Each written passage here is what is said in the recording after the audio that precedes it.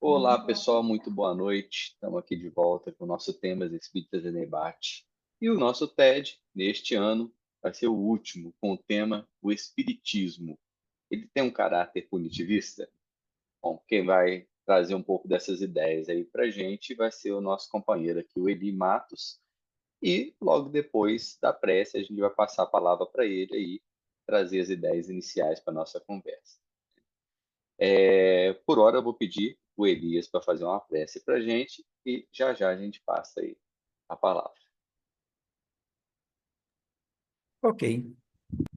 Então vamos unir pensamentos, unir sentimentos, unir perspectivas, propósitos, para que nesse momento nós possamos sentir essa vibração gostosa de comunhão espiritual, unindo nossos pensamentos também aos benfeitores amigos que com certeza participam desse nosso esforço, se integram conosco nesse projeto de aprendizado, de reflexão, e reafirmar que esse trabalho que nós realizamos, ele é fortemente motivado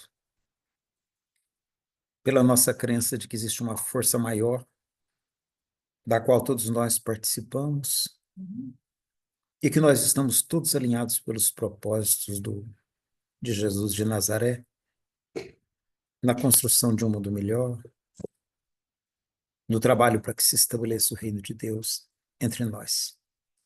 É com esse propósito, com esse sentimento, que nós nos integramos nesse momento de encontro fraterno.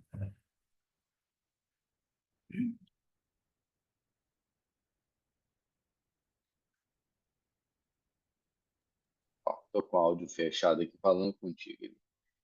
Então vamos lá, Eli. Pode começar aí sua exposição. Ok. Vamos ver se o Espiritismo é punitivista ou não. Boa noite a todas, boa noite a todos que estão presentes. Nosso abraço também aos amigos e às amigas que vão assistir depois, né, na gravação.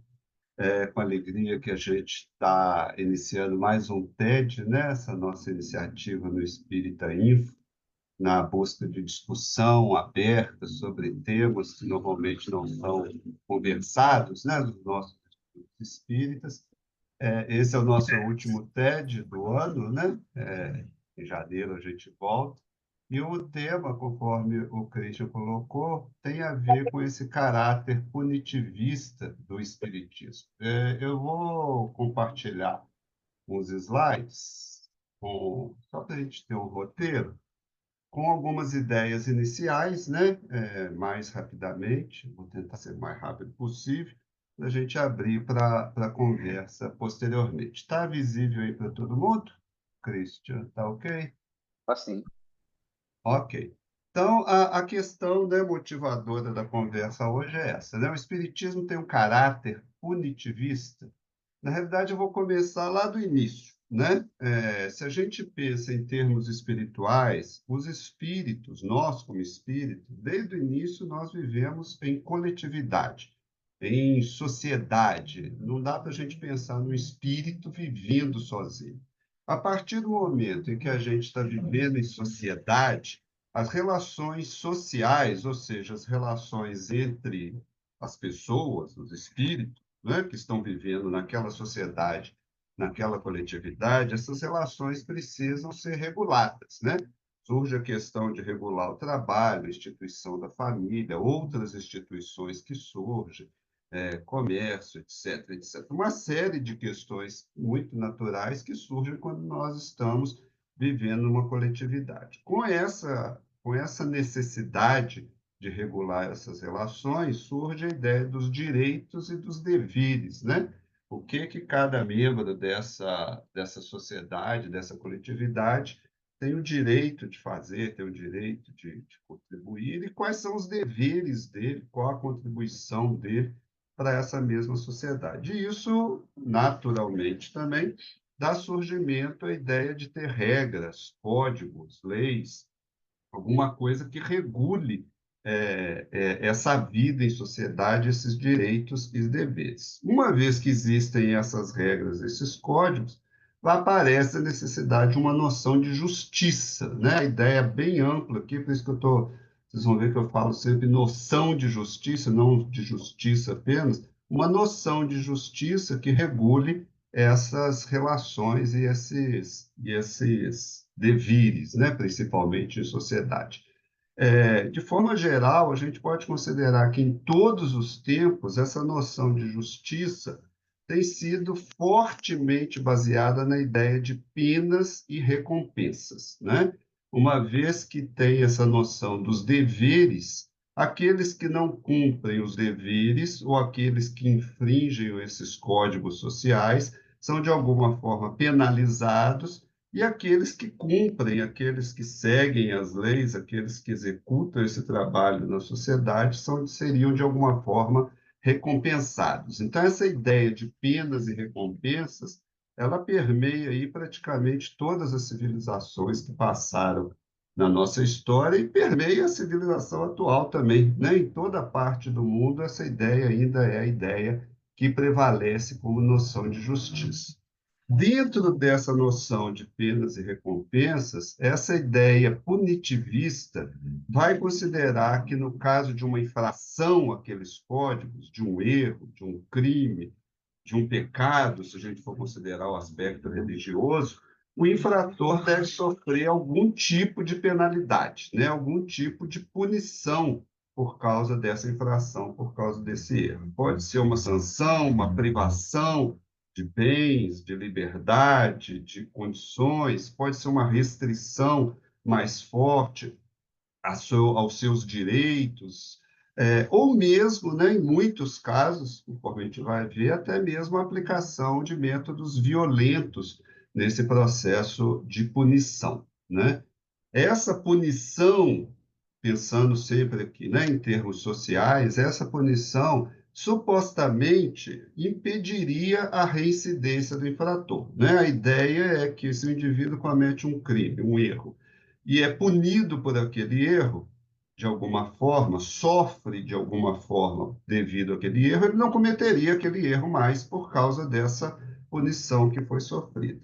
Outra ideia vai apoiar a sugestão de que a punição ela educaria o infrator, ou seja, o infrator não sabia que aquilo que ele estava fazendo era errado, era um crime, era um erro, infringia algum código. A partir do momento que ele comete o erro e é punido por causa disso, ele aprende que aquilo não deve ser feito, que aquilo não é correto, que aquilo não é certo dentro daquela sociedade que ele está vivendo.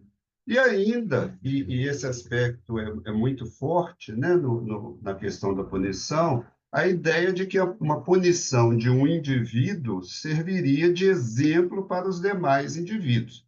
Então, se alguém comete um erro e é punido, as outras pessoas naquela sociedade iam ver que, devido àquela punição, aquele ato, aquela atitude, aquele comportamento não deve acontecer, né? Então, a punição serviria de um exemplo para as outras pessoas da coletividade, né? Em especial, a gente pensa aí na punição máxima, que seria a penalidade de morte, né? Quando o infrator é condenado à morte, é executado devido àquele crime, supostamente essa punição máxima impediria que outras pessoas cometessem aquele mesmo ato, aquela mesma atitude. Eu coloquei entre aspas supostamente porque a gente percebe que isso é uma suposição, né? Se isso realmente funcionasse, se esse processo da punição funcionasse dessa forma, não tinha mais crime no mundo, né? Depois de milênios a gente vivendo em sociedade, a gente já teria aprendido, né? De alguma forma, a sociedade já estaria estruturada de alguma forma que esses erros, esses crimes não aconteceriam. Não é o que a gente observa na realidade, né? Nesse processo dessas leis, desses códigos, a gente observa que é necessário um estabelecimento de autoridade, porque a gente imagina dentro de uma sociedade qualquer, seja pequena, média, grande, né? Seja de poucas dezenas de pessoas, seja de milhares de pessoas, seja de milhões de pessoas, esses códigos precisam ter alguma autoridade, receber alguma autoridade. O que a gente observa, né, ao longo da história, de uma forma muito geral, é isso, né? Uma vez que os homens, as autoridades humanas, né, daquela sociedade estabelecem certas noções de justiça, né, de leis, de legislação, de código, via de regra, essas legislações são projetadas, essa ideia de uma justiça humana é projetada por uma ideia de justiça divina, de um poder superior, de um poder absoluto, né, de um poder abstrato, que, por sua vez, volta a ser representado na justiça humana. A ideia aí é que a gente estaria dando um caráter divino a uma legislação que é eminentemente humana, né? Esse mecanismo que ocorre em várias civilizações ao longo da história é que vai permitir que essa noção de justiça vai permitir que os homens que estejam no poder, que estejam investidos dessa autoridade de justiça, possam punir os outros homens em nome de Deus, né? Já que a lei agora recebe uma sanção divina, recebe uma ideia divina por trás dela. E não só isso, essa ideia de que a lei tem um caráter divino ela é introjetada individualmente, ou seja, cada indivíduo vivendo naquela sociedade acaba muitas vezes introjetando isso e trazendo para dentro de si essa noção de uma lei divina. Isso ocorre em praticamente todas as sociedades, é reforçada por praticamente todas as religiões, e no Espiritismo não é diferente, né? Acho que todo mundo lembra da questão 621 do Livro dos Espíritos, e diz que as leis de Deus estão escritas na consciência, né?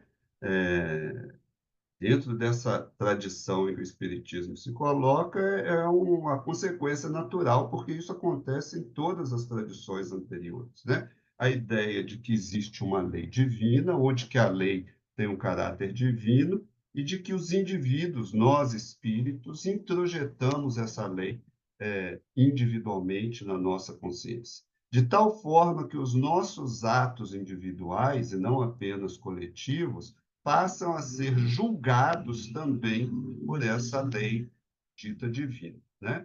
Esse caráter punitivista, né, só para a gente citar alguns exemplos muito rápidos, de códigos ao longo do tempo, ou de tradições ao longo do tempo, por exemplo, o Código de Hammurabi, que é um dos códigos mais antigos, considerado um dos mais antigos, né? Código de leis, um compilado de leis, pegando só um exemplo, né? De uma seção desse código, a gente ter uma ideia do caráter punitivista.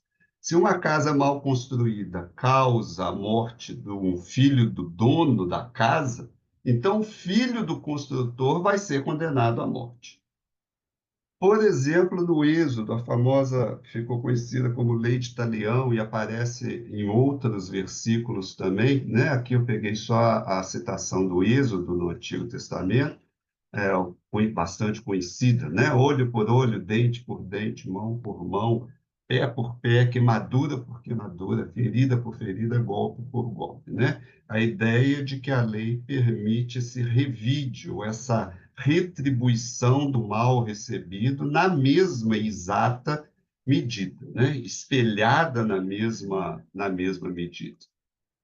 Encontramos também algumas passagens do Evangelho, né? que inclusive Kardec questiona no Livro dos Espíritos, porque, por exemplo, naquela passagem da prisão de Jesus, creio que todos conhecem, né? É atribuído a ele essa frase: embainha tua espada, porque todos que lançarem mão da espada, a espada morrerão, né? Dentro ainda dessa lei da reciprocidade. No Alcorão, o livro sagrado no Islã, há várias passagens, né? Estamos citando apenas uma. Vós que credes está preceituado talião para o homicídio, a ideia de que aquele que mata vai ser condenado à morte, né? A punição para o homicídio seria a morte. No Código de Manu, que é um código muito antigo na tradição hindu, mas que foi registrado, segundo alguns historiadores, apenas no início do primeiro século, segundo século, mas ele é mais antigo que isso. Tem uma passagem, por exemplo, assim, né? Se ele levantou a mão ou um bastão sobre o superior, deve ter a mão cortada. Se um movimento de cólera lhe deu um pontapé, que seu pé seja cortado, né? A gente observa, então, que, e aí são muitos exemplos muito rápidos, né? E se a gente investigar mais, como vários autores já investigaram, essa ideia está presente em praticamente todas as civilizações de uma forma ou de outra, né? Em especial, a ideia de que o crime, a infração, deve receber uma penalidade semelhante à do crime cometido. E o espiritismo, né? Já que o nosso tema é a questão espírita. Eu peguei essa divisão do estudo que a Dora Encontre fez no início do ano sobre esse mesmo tema, né? A Dora escreveu um texto sobre esse caráter cognitivista, fez umas lives, e nesse estudo dela, ela apresenta essas duas perspectivas do espiritismo que eu achei interessante. Estou repetindo aqui. A ideia é que, dentro do espiritismo, a gente teria uma perspectiva muito forte, aí já é a minha opinião, né? Muito forte associada a essa ideia de penas e recompensas, né? A quarta parte do Livro dos Espíritos, por exemplo, das Esperanças e Consolações, é todo ele sobre as penalidades. Penas e gozos terrenos, penas e gozos futuros. Então, a ideia de uma penalidade, e não apenas uma penalidade, que a gente vai discutir isso depois, não apenas a penalidade, mas a penalidade com caráter punitivo, né? Devido ao erro cometido. É muito forte nessa parte 4. No Céu e Inferno, o capítulo 7 já recebe esse nome, as penas futuras, segundo o Espiritismo. Mas, além desse caráter, que a gente poderia chamar de punitivo ou punitivista, que apresenta praticamente toda a obra da chamada codificação, nas obras de Kardec, e mesmo na literatura posterior, né, literatura mediúnica posterior, a gente encontra também um caráter, ainda que mais escondido, ou mais implícito, um caráter pedagógico, um caráter educativo, um caráter reparativo. Por exemplo, no Livro dos Espíritos, quando se fala da lei do progresso, é patente essa ideia, né, da necessidade de progredir, de aprender com os próprios erros, com os próprios equívocos. No Evangelho segundo o Espiritismo também, em especial nos capítulos 9 e 10, essa ideia vai aparecer nesse resgate da chamada moral cristã, a moral de Jesus, né? A ideia do perdão, a ideia dessa reparação, a ideia de caminhar junto, de haver um crescimento a partir do erro cometido, ela também vai aparecer. Qual que é a diferença, né? Muito rapidamente, qual que seria a diferença entre essas duas perspectivas, né? Do ponto de vista das penas e recompensas, de forma geral, né? A gente pensando aí na história humana de uma forma geral, a ideia é que o ser humano é estático, né? Estático no sentido de que ele nasce, vive e morre sendo a mesma pessoa. E mesmo quando morre, nas doutrinas espiritualistas que não consideram progresso espiritual, mesmo quando ele morre, ele continua sendo a mesma pessoa. Quando a gente pensa no caráter pedagógico, a gente vai ver que ele só tem mais sentido se a gente considera que a pessoa muda, que a pessoa progride, que a pessoa melhora, né, sob certo aspecto. Porque só tem sentido a ideia de educação de alguém na perspectiva de que essa pessoa vai melhorar dentro daquela perspectiva da sociedade, né? Então, a ideia de penas e recompensas faz algum sentido dentro, quando se considera uma única existência, e a ideia de caráter pedagógico faz mais sentido quando a gente considera a ideia de múltiplas existências. Dentro da ideia de penalidade, né, a gente vai ver que uma falta gera o processo expiatório. Esse é o foco maior, né? Foco na infração, no crime, no erro, no pecado, na falha. Enquanto no caráter pedagógico, a ideia seria que um erro gera necessidade de educação, de reparação. O foco seria ensinar aquele espírito, educar aquele espírito, para que ele não cometa aquele erro depois, né? Uma vez que a expiação, de forma geral, ela é fortemente associada à ideia de punição, né? Tanto que, mesmo nos estudos espíritas, quando a gente fala de expiação, a grande maioria das pessoas pensa logo em punir. Estou sendo punido, estou pagando, estou resgatando, como se fosse uma dívida para com essas leis, e essas leis recebendo um caráter divino, né? Muitas vezes o próprio Deus cobrando essa dívida, né? Porque o processo expiatório, que de certa forma é um processo natural, acaba sendo associado a uma ideia punitiva, né? Enquanto que a ideia de recuperação está fortemente associada à ideia de progresso, né? A ideia de que, cometido um erro, o infrator precisa reparar aquele erro, ela está associada à ideia de que é possível que aquele infrator aprenda e cresça a partir daquele erro. Então, esse caráter tem um microfone aberto em algum momento. Esse caráter punitivista do espiritismo, ele é muito explícito, de certa forma, né? Eu peguei aqui alguns exemplos, sabe? Não vou ler, porque são muitos, né? Mais de 10, 13 citações apenas do Livro dos Espíritos, de questões do Livro dos Espíritos, em que a palavra punição ou a ideia de punição aparece, né? Explicitamente, explicitamente. Há uma frase que aparece em 4 questões do Livro dos Espíritos, literalmente, né, que eu acho que todos conhecem. Cada um é punido naquilo que pecou, né? Essa frase especial, essa expressão especial, aparece em 4 questões. E em várias outras, essas ideias estão presentes, né?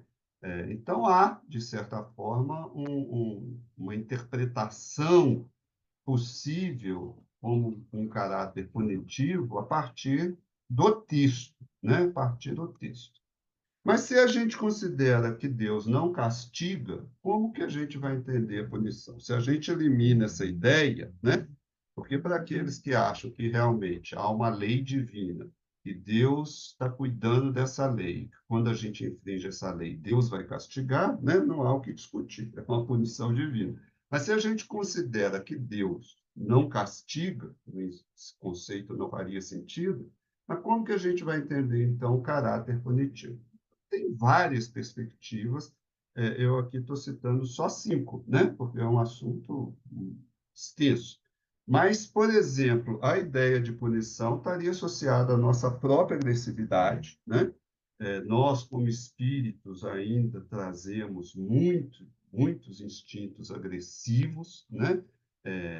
Então, essa ideia do revide, da punição daquele que cometeu um erro, um crime, uma violência qualquer, a resposta a isso ainda é uma resposta muito agressiva, e a punição espelha isso, né? Há o exercício da vingança, porque durante muito tempo a ideia de vingança foi considerada uma noção de justiça, né?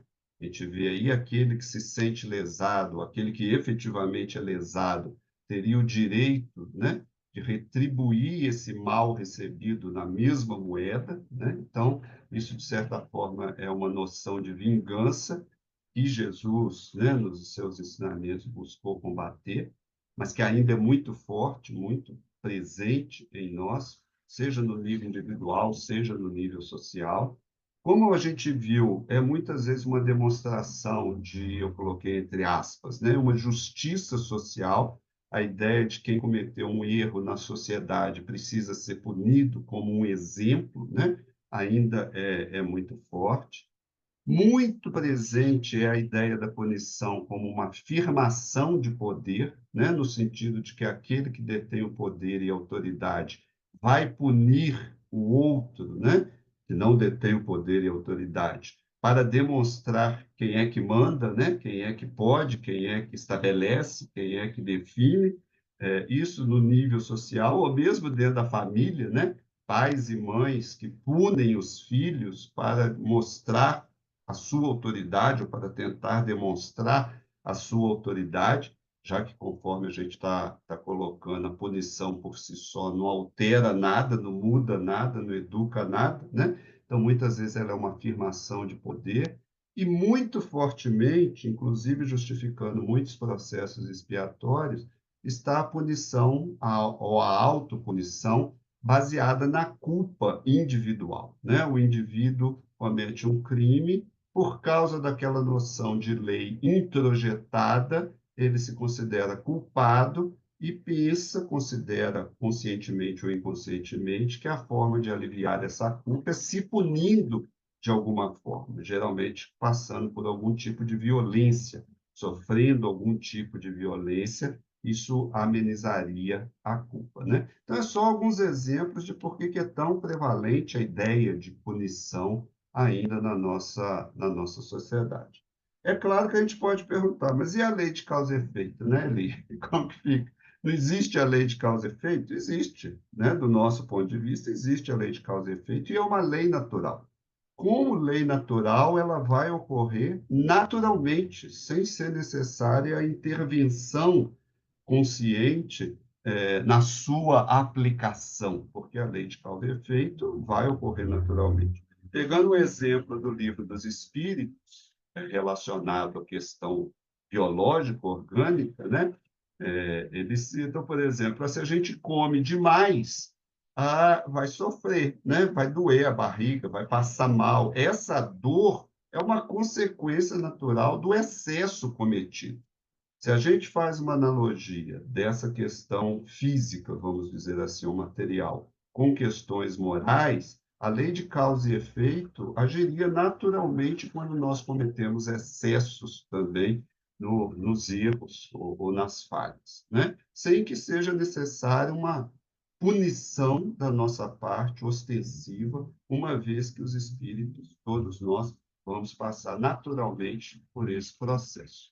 Então, finalmente, a ideia, né, a mudança desse caráter punitivista, conforme eu estou insistindo, prevalece, inclusive, em todas as nossas sociedades atuais, vai realmente depender da mentalidade, da mudança de mentalidade sobre o que era o ser humano, né? Enquanto a gente julgar o ser humano dentro daquele aspecto apenas material, uma existência única, que não progride, que não muda, que precisa ser punido, que não vale a pena a educação, essa ideia punitivista, inclusive com argumentações espíritas, vai continuar.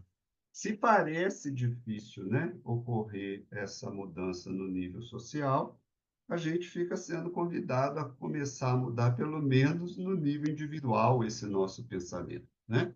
Porque o pensamento social, de certa forma, vai espelhar esse pensamento individual nosso, de que é preciso, né, punir aquele que cometeu um erro, porque é assim que a justiça se faz.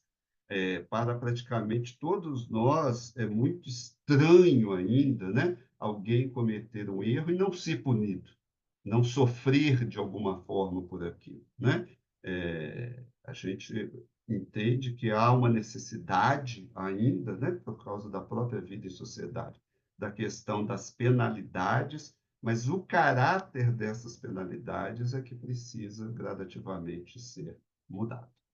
Bom, são as nossas considerações iniciais. Tenho certeza que vocês têm bastante contribuição a dar nesse tema, né? A gente se coloca aí à disposição. Vamos então passando para as contribuições.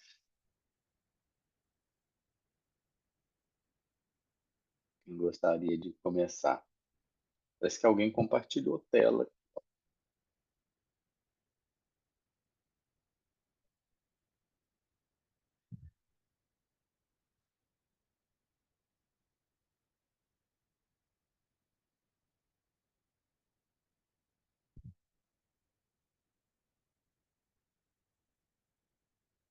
Tem alguém compartilhando a tela. Ele tem condições de descompartilhar ele. Eu acho que é o Ricardo que está com... O Eli puxou como host agora. Você puxou.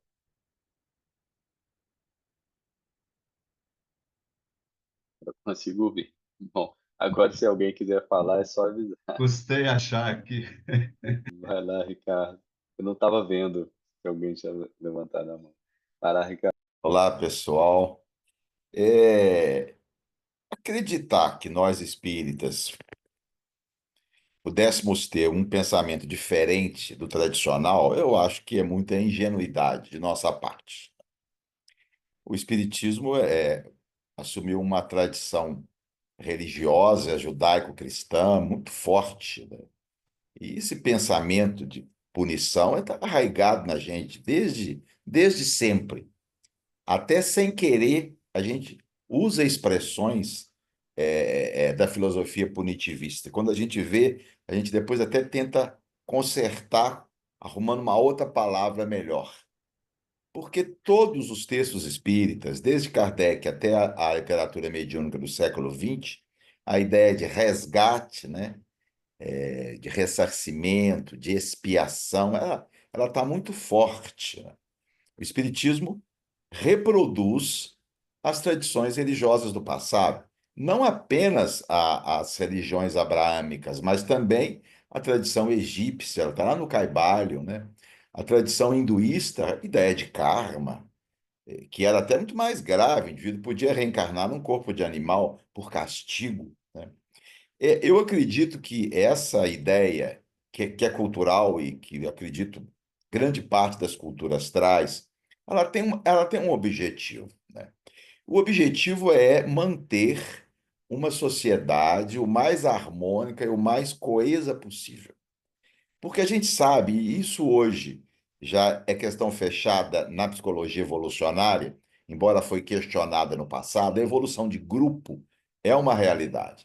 Existe uma evolução individual, da lei de seleção natural, baseada na competição, baseada na cooperação, e existe também uma evolução de grupo. Grupos mais harmônicos, mais coesos, evoluem em detrimento de grupos menos harmônicos e menos coesos.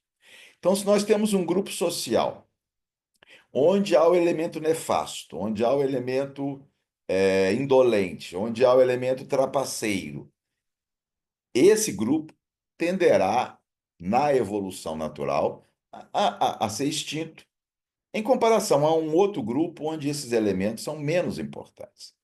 Então, eu penso que as culturas, até mesmo intuitivamente, elas entenderam que para a sua própria sobrevivência, precisava punir o preguiçoso, o trapaceiro, o criminoso, o vicioso. Esse indivíduo ele era nocivo à sociedade e, de alguma forma, poderia impedir a evolução desse grupo. Então, há uma questão cultural, que eu acho que é muito forte, arraigada no nosso pensamento, nas leis, e o que a lei não pune, Deus pune. Então, o indivíduo fica cercado de todo lado, né? Se ele não for preso, ele vai levar de ordem divina. E isso é curioso, porque isso também é muito a ver, que eu acho que já é algo, além da cultura, há uma questão aí inata, do ponto de vista espiritual, porque isso já se manifesta em crianças muito pequenas. Há estudos de psicologia na infância, feitos por alguns estudiosos muito sérios, mostrando que antes de 2 anos, ora, antes de 2 anos não houve socialização. Crianças de antes de 2 anos, bebês, já têm a ideia de justiça e de punição. Há estudos com bebês, por exemplo, de 9 meses, mostrando que, se puderem, eles castigam aquele boneco que se mostrou egoísta. Então, a gente já traz espiritualmente esse conceito que já foi construído dentro de nós. Então, eu acho que essa ideia de punição, ela é uma ideia cultural fortemente desenvolvida, é também uma ideia espiritual que a gente construiu, e há alguns estudos que vêm até na contramão do que se acreditava, mostrando que até em grandes primatas já se identifica um senso primário de justiça, né? O Franz de Waal, que é um primatólogo, tem escrito muito sobre isso. Ele morreu ano passado, né? Mas ele dedicou a vida dele a estudar chimpanzés. E ele mostrando experiências com chimpanzés, que mostra que grande parte deles tem um senso de justiça primário, simples, mas que já está presente. Então, parece até que é uma questão biológica, com a seleção de genes, que favorecem esse senso de justiça em prol do grupo, né? Eu acho que a questão toda fundamental é isso, em prol do grupo. Então, isso evoluiu conosco, e você colocou muito bem, Eli, a necessidade de a gente começar a trabalhar na nossa cabeça, a ver as coisas de forma diferente, não é? A ideia de que um sofrimento inerente a um erro é uma possibilidade de viver uma experiência de dor para aprender, para se educar, para se esclarecer, não cometer novamente. Essa é a ideia. E Kardec chega a falar isso, mas muito timidamente, não é? Kardec apresenta essa ideia, mas num contexto geral é muito mais forte a ideia de punição, embora ele tenha se manifestado nesse particular, e no Evangelho segundo o Espiritismo, quando ele fala sofrimento, ele coloca exatamente isso, né? É o aprendizado, é pedagógico. Eu acho que é essa a ideia que a gente precisa divulgar no movimento espírita e trabalhar dentro da gente, porque essa ideia de punição está muito forte na gente mesmo, e a gente raciocina a partir dela, né? Mas eu acho que tem um sentido, sim. Um sentido cultural, um sentido espiritual e até mesmo biológico talvez tenha. Quer fazer algum comentário a respeito, Eli? Não, vamos em frente. Então vamos passar, vamos em frente. Paulo, Oi, pessoal, boa noite. Bem, eu tenho sempre agradecido e vou voltar a fazê-lo, né? Muito obrigado, Eli, pela reflexão e pelo grupo, né? Pela oportunidade, por essa horinha abençoada de reflexão, de crítica. Eu acho que é muito bem-vinda no nosso movimento espírita. E acho muito interessante todos os temas, mas esse em particular, porque, de fato, os posts nos instigaram, né? E a Dora tem essa natureza e esta capacidade de nos instigar muito, né? Eu me lembro dela quando foi a FEAC e eu pude conhecê-la, né, presencialmente, e lá ela já fez um estudo muito, que eu diria, polêmico, não? Ou que se diria polêmico, né? Enfim, acho muito legal. E também hoje acho que recuperaria uma questão que eu propus ao Elias, né? Ao qual sou muito grato, porque tem muito do caráter dessa crítica tão necessária e tão própria da doutrina, se não da doutrina espírita, né? Kardec é crítico, radicalmente crítico, profundamente racional, né? Então, e aí eu fico sempre me perguntando, por exemplo, nessa questão, qual o problema de admitirmos a punição, não o caráter punitivista? Porque eu acho que há diferença. Qual o problema de admitirmos esse dispositivo antropossócio-psicológico da punição, para não usar um outro termo que eu produzi aqui, né? No âmbito não do nosso movimento espírita, mas no âmbito do estágio evolutivo em que estamos, né? Por exemplo, eu não tenho dificuldade nenhuma de admitir que nós, enquanto lei, absolutamente tentando não ser antropomórfico, né? Como um conjunto de leis, enfim, eu não tenho dificuldade em assumir ou admitir que possa ter dispositivos, que a gente chamaria de leis, que punem quando a sua criação, não somente nós seres humanos ou espíritos, no estágio nominal, fugimos da regra. Eu não tenho dificuldade. Também não tenho dificuldade no âmbito que nós poderíamos chamar de comunal, comunitário ou social do dispositivo punição. Pais e mães punem seus filhos quando eles precisam, punem de diversas formas, né? Não estou falando de violência física, verbal, não. Estou falando de punição.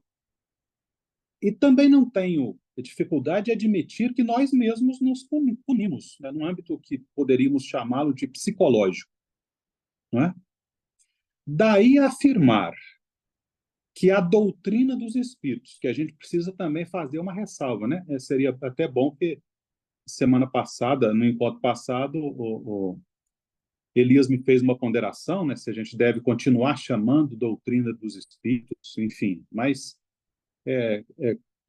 qual a dificuldade de admitir que o ensino dos espíritos na reflexão kardeciana, nisso que eu chamo, né? Que se constitui como doutrina espírita, a punição ser um dispositivo? Eu não vejo problema.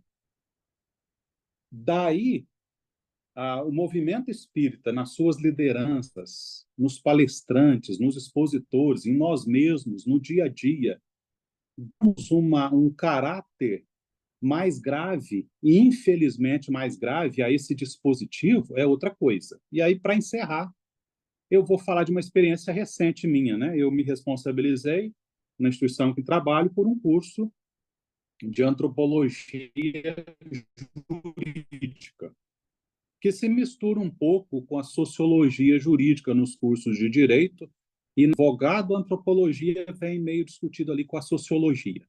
E eu estudei particularmente um sociólogo francês, Henri Lévy-Bruegel, e o Henri Lévy, ele fundamenta o direito nas ideias de obrigação e sanção.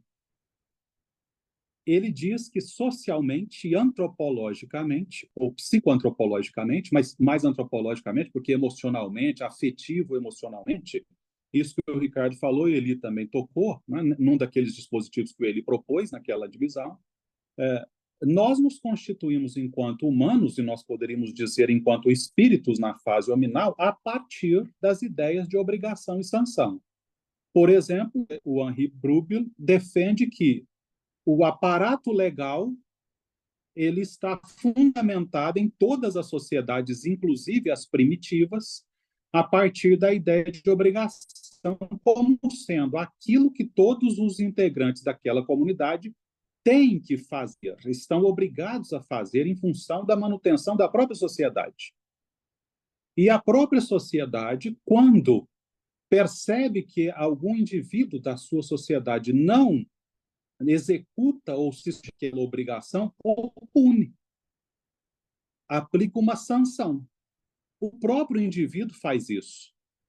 E aí o Henri Lévy-Bruegel vai saltar para a modernidade e vai dizer, olha, a base da lei em qualquer sociedade, desde as mais primitivas até hoje, é essa ideia. A lei perfeita é aquela que, encapitando o conjunto de obrigações das sociedades, das comunidades constituídas, aplica uma sanção justa.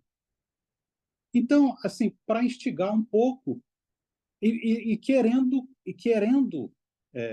aí é outra problemática, né? Mas querendo afastar a ideia de punitivismo, porque a ideia de punitivismo é uma certa atrofia da punição enquanto mecanismo de evolução, mecanismo pedagógico, mecanismo psicoafetivo, emocional, né? A punição por nós mesmos, contra nós mesmos, a favor de nós mesmos, e em relação aos nossos irmãos e irmãs em evolução, é um dispositivo antropossócio-psicológico. O problema é exatamente o ismo. Quando isso passa a ser absolutamente contraproducente, contra o irmão, contra a minha irmã, passa a ser uma cobrança maluca, né? Deixa de ser, por exemplo, o diálogo sincero, onde um se coloca contra a ideia do outro, enfim, né? Deixa de ser a orientação para o irmão que está equivocado, ou parece para mim, passa a ser alguma coisa diferente da diretriz de Jesus. Se o teu irmão pecar contra ti, vai e argui-o. Se o teu irmão atrapalhar você no teu objetivo de ser melhor, que é pecar, vai até ele e pergunta, o que está pegando? Né? O que houve? Você é cara atravessada para mim, você está injuriado com o nosso grupo espírita, você está injuriado com o grupo de trabalho, enfim. É isso que eu queria dizer para a gente pensar um pouco mais, para eu não falar muito. Muito mais do que eu... Eli, eu vou passar para você então. Depois a gente segue com ele.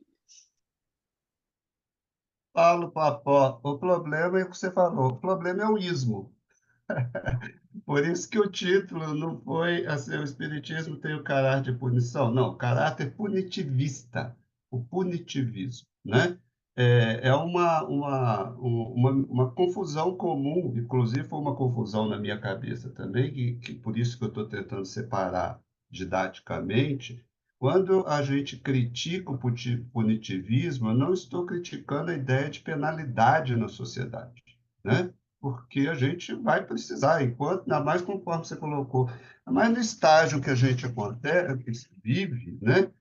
No dizer dos espíritos, onde os maus preponderam, onde os maus se sobrepõem aos bons, seja lá quem sejam os bons, né? Certamente não é a gente. A ideia de penalidade é necessária ainda. O problema é qual penalidade? Como é aplicar essa penalidade? Porque o problema com a ideia de punição tem vários, né? Mas eu vou citar só três. Primeiro, é qual a punição adequada para cada crime? Quem estabelece isso, né? Vocês viram alguns exemplos aí do antigo, das civilizações antigas ou dos escritos mais antigos. Como estabelecer qual é essa punição? Que é vamos dizer assim, óbvio, né? Um objeto de estudo milenar na área do direito, óbvio, né? Porque esse é um problema. O cara roubou um relógio, o cara matou alguém, qual que é a punição adequada ou mais adequada a cada crime desse? O indivíduo é um psicopata, um serial killer, né?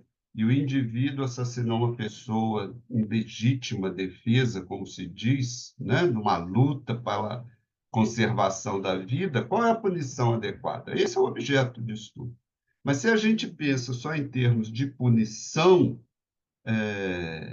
tem um problema, né? Porque parece que, e essa é a grande discussão, parece que todo o resto em torno perde muito sentido. É óbvio que as legislações têm progredido, né?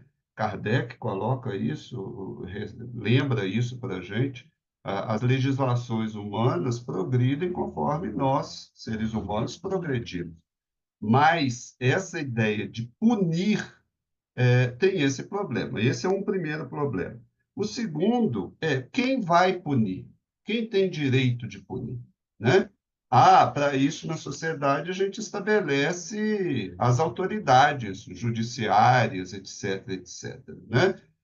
Como que essas autoridades são estabelecidas? Com base em que essas autoridades são estabelecidas? Né?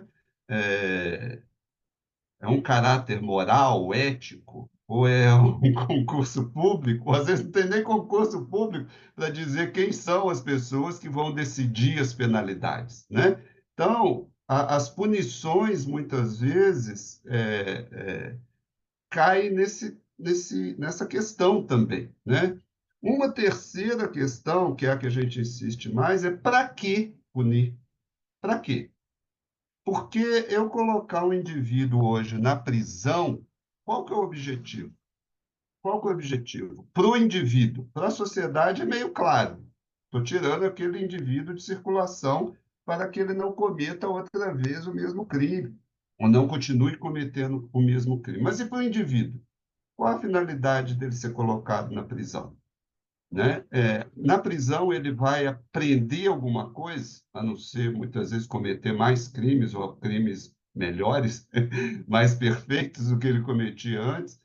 Se a gente pensa no extremo, né? Que ainda existe em alguns países a pena de morte. Para quê? Eu matei o indivíduo que cometeu um crime. E daí? O que aconteceu? O que mudou em relação, seja o crime cometido, seja a vítima daquele processo, seja para nós que somos espiritualistas, em relação ao próprio indivíduo, né? A pena de morte, o argumento espírita mais óbvio é sempre esse, né? Ah, eu eliminei o indivíduo da sociedade. Não, eu libertei o indivíduo da sociedade material e libertei ele da sociedade espiritual, né? Ele continua lá e provavelmente com um desejo de vingança dessa mesma sociedade maior do que o que ele tinha quando estava encarnado. Então, quando a gente considera os aspectos espirituais, a ideia de punição por si só, ela é muito frágil. Eu acredito que a maioria de nós aqui, se não todo mundo, deve ter levado umas chineladas quando era criança, né? Por alguma arte, bagunça que a gente cometeu, né? Fazia lá uma bagunça qualquer, aquele dia o pai ou a mãe estavam meio irritados e taca a chinelada. A gente levava a chinelada e aprendeu o quê com a chinelada? Não, não vou fazer mais isso. Não, te fazendo só assim, da próxima vez eu vou dar um jeito da minha mãe não ver. Da próxima vez eu vou dar um jeito do meu pai não me pegar. Porque a chinelada em si não ensinava nada, não modificava nada, não alterava nada, né? Quando não fazia, a gente fica com raiva dos pais por causa daquilo. Até porque muitas vezes a gente nem sabia o que tinha feito, né? É tão intrínseco isso que as pessoas dizem assim, o indivíduo pode não saber porque está apanhando, né? Mas o que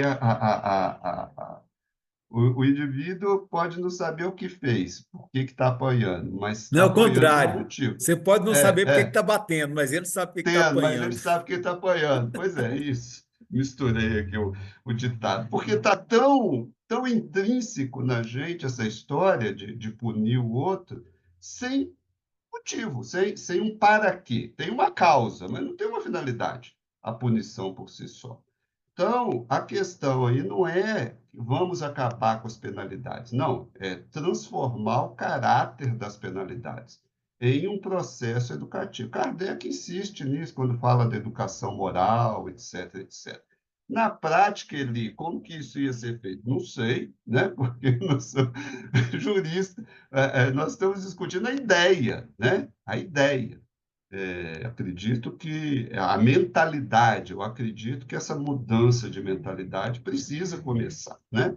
Justamente e principalmente por nós espíritas, nos nossos argumentos.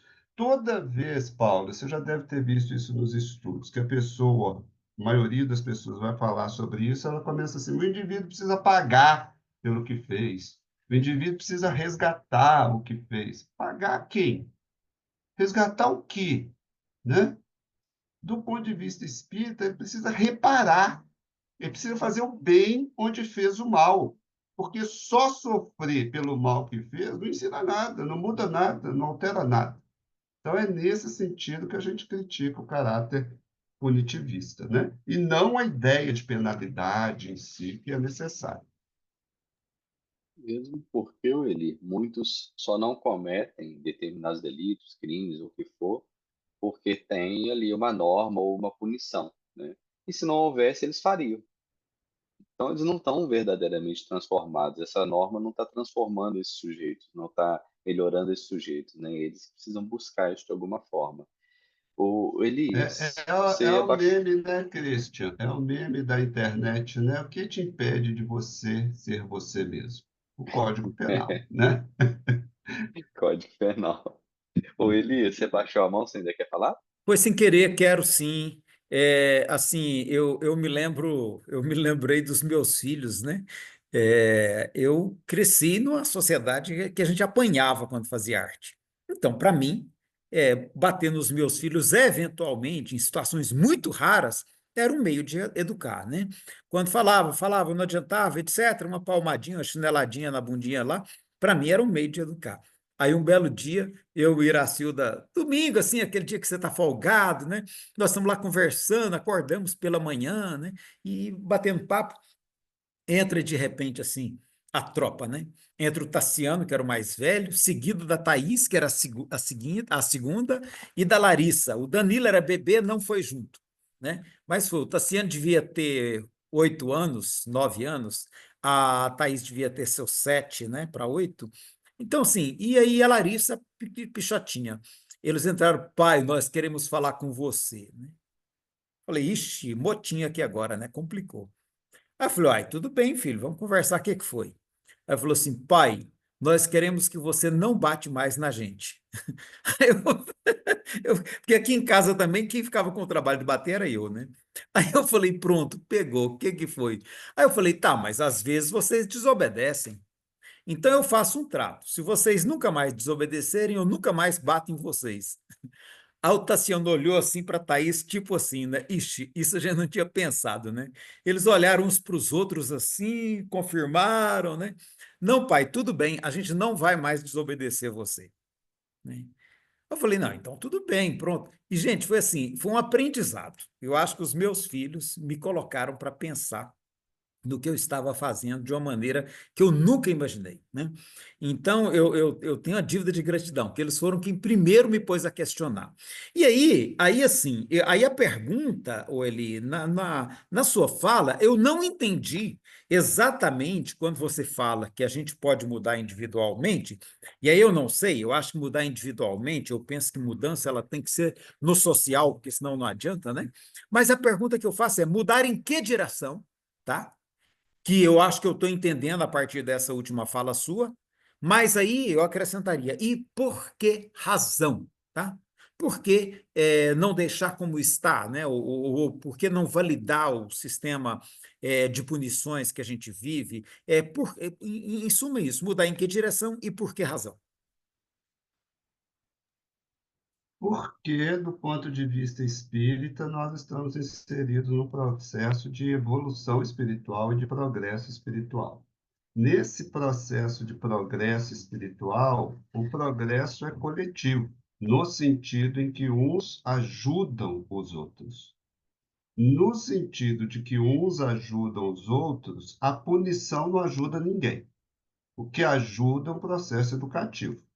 Então, o porquê parar com a ideia de punição, e eu vou repetir, não é com a ideia de penalidade, né? É com a ideia de punição por si só, Essa né? distinção que eu também não consegui alcançar, tá? Não É, consegui é. entender. Vou dar um exemplo, vou dar um exemplo. Por isso que eu falei que, em termos de sociedade, ainda parece utópico, né? A gente falando assim. Uma prisão, e existem vários experimentos pelo mundo afora, uma prisão deveria dar oportunidade à pessoa de aprender a partir do erro que ela cometeu. Dar a ela elementos, porque se ela cometeu o erro por ignorância, que ocorre muitas vezes, ou por causa de uma condição social em que ela se encontrava, que acontece muitas vezes, ou por causa de uma questão psicológica, que acontece muitas vezes, ou por causa de uma questão emocional do momento, que acontece muitas vezes. Existem várias situações em que o indivíduo está sendo punido por uma questão que foi pontual, vamos dizer assim. Foi do momento, foi uma questão, ou de uma condição social em que ele estava inserido. E que se eu apenas o puno, se tem 10 anos de prisão, vou chutar assim, e 10 anos depois eu coloco ele na sociedade diferente, do mesmo jeito, o que mudou nisso tudo? Não só para a sociedade, mas para esse indivíduo. Então, não significa, não, então vamos deixar todo mundo solto. Não, é tratar esses indivíduos, e aí vem a parte utópica, como indivíduos espirituais, como alguém que é capaz de mudar, como alguém que é capaz de modificar aquela própria mentalidade e as suas razões pela qual cometeu esse ou aquele crime. É óbvio, Elias, que isso é complicado, né? É muito fácil falar assim, mas é complicado, porque tem muita coisa envolvida, várias áreas das ciências humanas envolvidas nisso. Por isso que a crítica é em relação a essa mentalidade apenas punitiva, né? É necessário. Agora, você fala hoje com as pessoas, a grande maioria, você fala assim: ah, vou colocar uma biblioteca na prisão. Ah, vou dar melhor condição para o preso. Eles acham que é dinheiro jogado fora, que não, o bandido tem que sofrer. Afinal, ele cometeu um crime, né? Algumas prisões na Europa do Norte, Suécia, Finlândia, eu às vezes brinco nos estudos, o cara tem até televisão. É impensável aqui no Brasil, né? Você falar, por exemplo, uma coisa dessa. Só que fica parecendo assim, nossa, mas é porque o cara que está lá na prisão, na Suécia, na Finlândia, ele está numa condição restritiva aquém, muito aquém do que o resto da sociedade onde ele vive, de forma geral. Aqui no Brasil também está, mas está muito pior do que está inserido na sociedade. Então, a questão é muito nesse sentido. É o que fazer a partir do crime cometido. Qual o tipo de educação ou de tratamento ou de reequilíbrio ou de instrução que pode ser dado àquela pessoa na perspectiva de que ela pode ser uma pessoa diferente? Porque se a gente não admite isso, não tem para quê. O processo punitivo não admite que a pessoa vai melhorar. Achar que colocar uma pessoa na prisão, ou bater na pessoa, torturar a pessoa e pensar que por isso ela vai melhorar, é uma ilusão, né? Ilusão. Agora, oferecer oportunidades diferentes a ela é outra história. Mas observe, quando eu falo que é difícil no nível individual, no pensamento social, é porque coletivamente isso nem passa na cabeça das pessoas, né? Dá esse tipo. Você vê se a briga que boa parte da população tem com o auxílio que é dado aos presidiários, achando que é dinheiro jogado fora, né? Só por aí, gente. Não, tá na prisão, ainda vai receber alguma coisa por causa disso. Então, é esse tipo de mentalidade que eu comentei, né? E frisei a questão individual não porque eu estou desprezando a questão social, mas é porque na questão social, do ponto de vista social, isso ainda é mais utópico do que a gente pensar em cada um de nós começar a refletir sobre isso. Zenob, o João não conseguiu levantar a mão, então vou passar para ele e depois passo para você, tá bom? Vamos, João.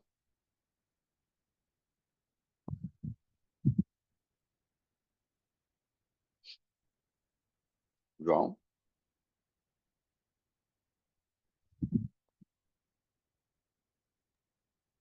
Bom, vamos você então, Existiu. Zenob. Eu vejo com ele no chat aqui e depois eu volto para ele, então. Vai lá, Zenob. A paz esteja conosco. Eu, particularmente, dentro dos meus conhecimentos, né, que são bem precários, né, eu nunca vi o Espiritismo como um caráter punitivista. Eu nunca vi. Pelo contrário, eu acho que essa ideia de justiça, como ele enfatiza, a justiça divina, né, porque Deus não pune, mas permite que as consequências naturais das ações ocorram, não é punitivismo, né? A responsabilidade pessoal, o indivíduo é responsável pelas suas ações, pelas suas escolhas. Quando o Espiritismo fala do crescimento espiritual, né, nosso progresso, nosso objetivo é alcançar a perfeição espiritual. E se no texto, né, de Kardec nós trocarmos, como muito bem disse o professor Eli aí, né, de punição para reparação, eu acho que fica mais palatável, mais gostoso da gente estudar. Eu gostei também do professor Eli, que agora eu vou para o lado didático.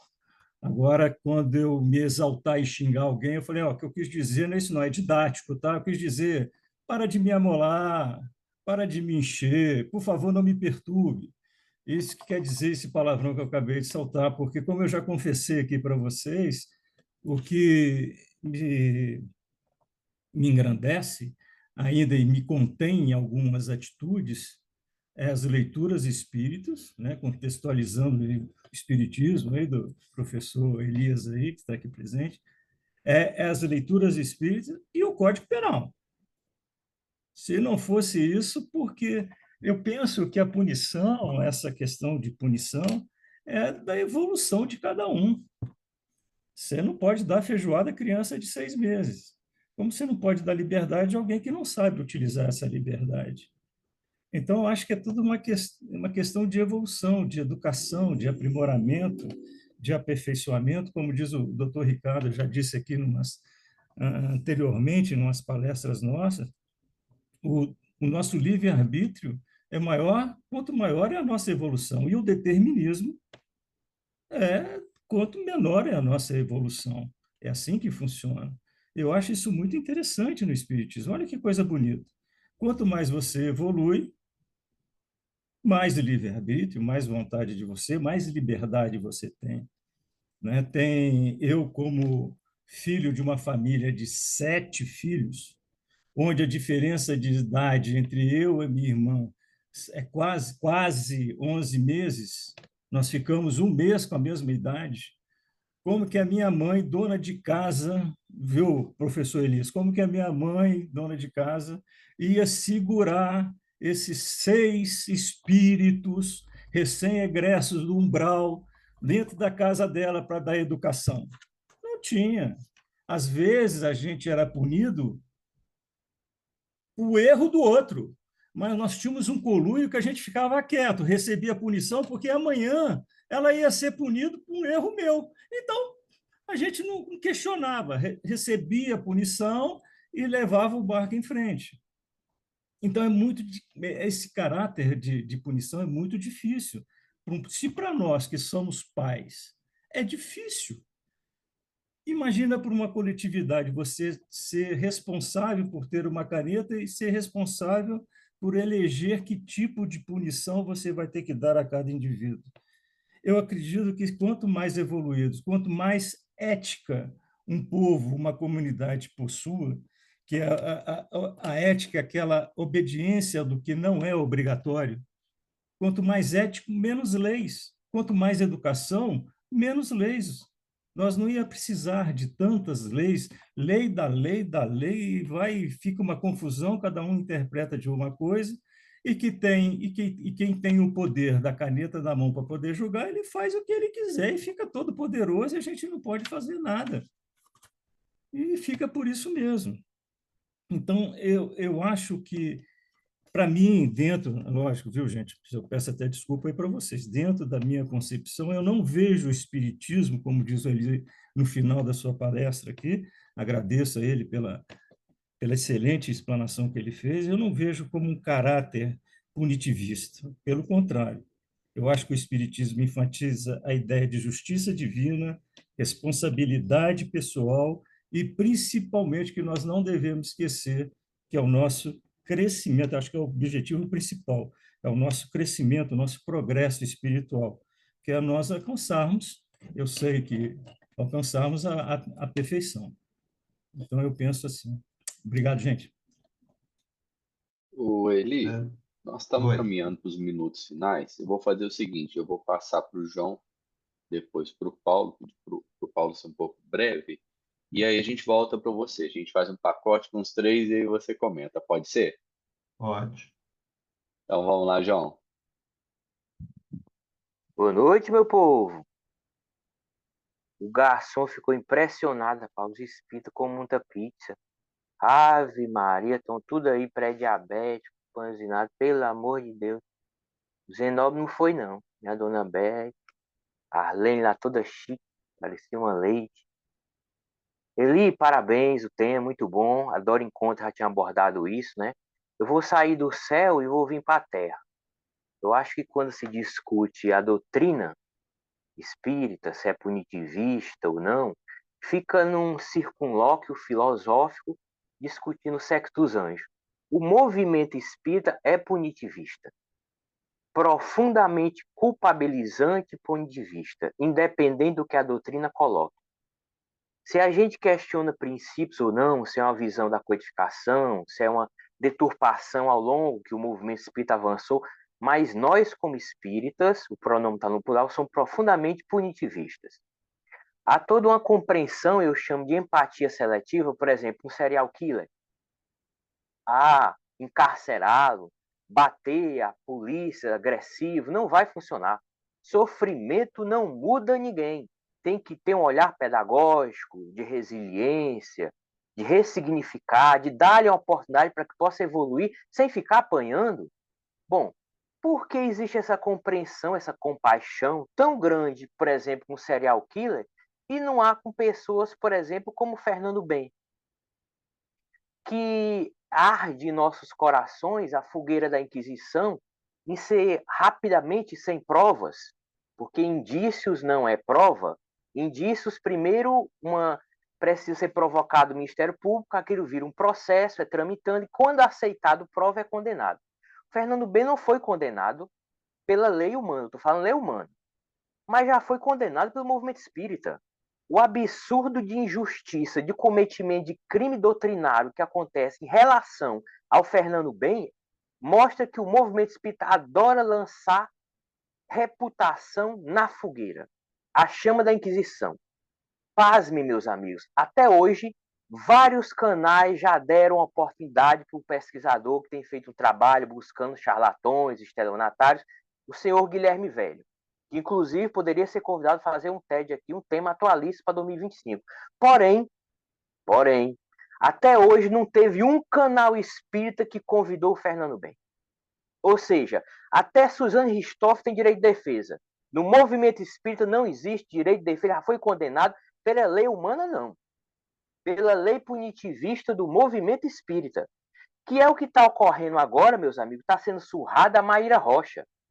Eu quero aqui deixar publicamente meu total apoio incondicional à médium Maíra Rocha, porque perante a lei humana, e eu estou falando perante a lei humana, lei divina só Deus conhece.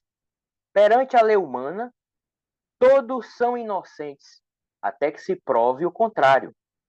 Até que se prove o contrário. Aí, se for provado realmente suposto estelionatário dela, algum chazé, aí próximo TED eu venho aqui e coloco que realmente foi uma caça às bruxas de forma autêntica. Do contrário, o que está fazendo é injustiça.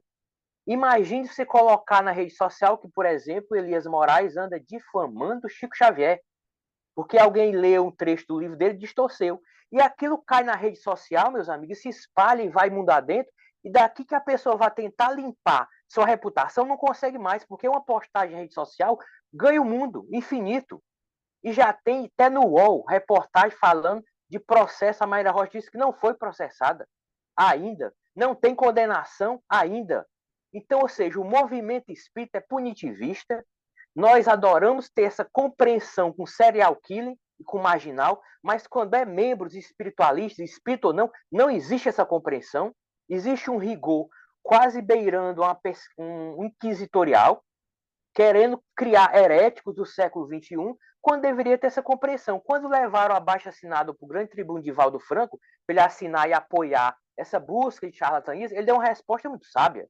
Divaldo Franco não é só um idoso, é um homem sábio. Isso vai virar caça aos médios. Eu não assino. Ou seja, gente, para fazer um trabalho desse e ficar procurando culpados, charlatões, é preciso um trabalho muito sério e responsável. Do contrário, a gente pode sujar a imagem, a reputação de médios que desde os 12 anos de idade vem fazendo um trabalho digno, até que se prove o contrário. Isso eu estou falando tudo perante a lei humana. Ou seja, se a doutrina espírita é punitivista ou não, o movimento espírita é e muito. E a gente precisa mudar essa prática, não só com os bandidos estão sendo encarcerados, os próprios confrades espíritas, membros da seareira. É preciso ter um olhar também pedagógico. Será que não é um médio fascinado? Será que não é um médio sob obsessão? Porque é estelionatário, gente, a acusação que se tem sobre vários aí, não é apenas uma questão doutrinária, é um crime, há um propósito por trás. E sem prova, está sendo cometendo injustiça contra esses médios, até que se prova o contrário. Fica aí uma dica de tema para todos vocês, meus amigos, para a família de vocês. Um Feliz Natal, com muita saúde, com muita paz. Um 2025, vida longa, prosperidade, que a gente possa continuar nesse estudo aqui tão fecundo, tão seminal. Um abraço a todos. Pedir perdão, Paulo. Espero que você não fique chateado comigo, Paulo. A gente já passou do nosso horário. Eu vou voltar para o Eli. Eli, você quer fazer algum comentário? Não, acho que todas as colocações foram interessantes, Tá, né? É um tema que está em aberto, né? A gente vê que São muitas ideias que ainda estão surgindo e muitas delas ainda muito incipientes, né? Vocês viram pelas Uhum. nossas conversas, né? E fica mais como um estímulo para que a gente possa refletir um pouco mais sobre o tema. Estou te devendo, então, Paulo. O TED versão 2025, você pode ser o primeiro a falar, tá bom? Vamos agradecer, então, os presentes aqui, né? Agradecer quem vai assistir depois, quem vai compartilhar, né? Tá lá no canal, nosso canal do YouTube, tá lá no site do Espírita Info, é só acessar e compartilhar essas nossas conversas aqui, né?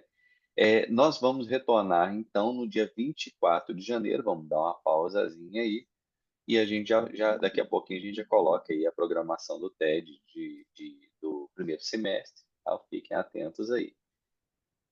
Por hora, pediu Zenóbio para fazer o encerramento com a prece para a gente. Vamos lá, meus irmãos. Vamos pensar em Jesus, nosso irmão mais velho, dizendo assim: fazei de nós instrumentos de sua paz, Senhor. Ajudai-nos a compreender o que ainda não conseguimos alcançar pelas nossas inferioridades. Divina luz, não deixeis que opere mudança em nossas almas, que não sejam para melhorar o nosso discernimento na caridade e no amor. Seu aniversário aproxima e permitam, meus irmãos, a lembrarmos a psicografia de Chico, pelo espírito de Emmanuel, no livro Antologia Mediúnica do Natal, na sua lição 21, que ele nos diz assim: Senhor Jesus,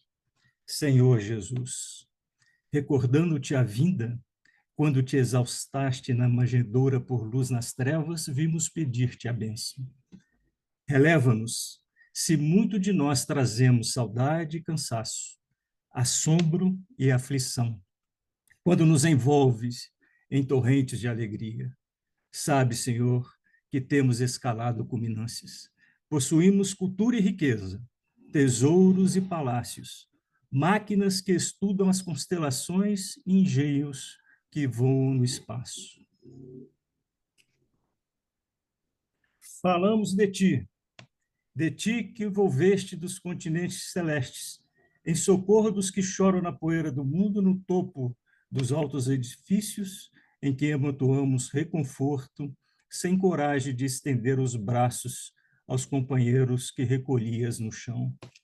Destacamos as excelências dos teus ensinos, agarrados ao supérfluo, esquecidos de que não guardaste uma pedra em que repousar a cabeça. E ainda agora, quando te comemoramos o natalício, louvamos-te o nome, em torno da mesa farta, trancando inconscientemente as portas do coração aos que se arrastam na rua.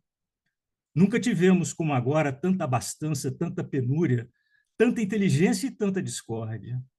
Tanto contraste doloroso, mestre, tão só por olvidarmos que ninguém é feliz sem a felicidade dos outros. Desprezamos a sinceridade e caímos na ilusão. Estamos ricos de ciência e pobres de amor. É por isso que, em te lembrando a humildade, nós te rogamos para que nos perdoes e a ames ainda mais os nossos erros. Se algo te podemos suplicar além disso, desculpa o nada que te ofertamos, em troca do tudo que nos dás e fazes-nos mais simples. Enquanto o Natal se renova, restaurando a esperança, derrama o bálsamo da tua bondade sobre as nossas preces e deixa, Senhor, que venhamos a ouvir de novo entre as lágrimas de júbilo que nos vertem da alma a sublime canção com que os céus te glorificam, o berço de palha ao clarão das estrelas. Glória a Deus nas alturas, paz na terra, boa vontade para com homens. Sendo assim, Jesus, agradecemos a todos os responsáveis pela manutenção desse espaço para intercâmbio de inteligências que tanto nos amenizam a nossa vida terrena, que tanto aprendizado nos traz, através de horas de dedicação aos nossos estudos, a essas inteligências aqui presentes, que sabemos quem são que fazem do seu dia a dia o necessário para que estejamos aqui sempre reunidos em seu nome, em sua paz, para aprendermos, discutirmos e aperfeiçoarmos. Muita paz, muita esperança, muita vontade de nos fazer cada dia mais merecedores de compartilharmos dessas inteligências. A todos vocês, muita paz. E que essa paz possa novamente estar conosco quando voltarmos o ano que vem, que já se aproxima, para continuarmos nesse campo de esperança, de vontade, de soerguimento de nossas inteligências ainda tão empedernidas. Que assim seja, fique conosco e até o próximo encontro, se o Senhor assim permitir. Fique conosco, Jesus. Que assim seja. Pessoal, boa noite, bom Natal para vocês. Boa Até. noite e bom Natal para todos. Tal